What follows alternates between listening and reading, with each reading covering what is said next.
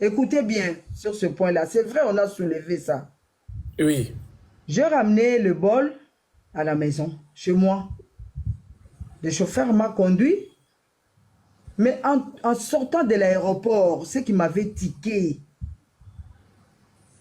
j'ai entendu la voix qui me dit, mais Blanche a toujours voyagé.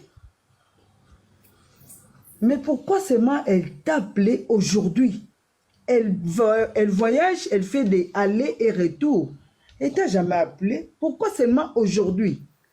La question là, quand la première fois s'était posée, moi j'ai dit, oh, mais c'est quoi? La deuxième fois, la descente de l'aéroport et l'autre arrêt, la même voix, même question. Dans le calme. J'ai dit, mais c'est vrai, hein? Elle ne m'a jamais dit ça, elle ne m'a jamais appelé. Et la troisième question, j'ai cru que quand la deuxième question s'est posée, je me suis retourné, oui, je me suis retourné pour dire que, ah, est-ce qu'il y a quelqu'un derrière moi dans le bus noir? Il n'y avait personne. Bon, arrivé à la maison, bref, j'ai fait sortir la nourriture. Moi, j'ai dit, ah, Hans, c'est Tante Blanche qui a dit que tu prennes ça et l'argent, et je lui ai tout montré. On a mangé, et moi aussi, ces repas-là. On a mangé ça avec mes enfants. Et puis, c'était tout.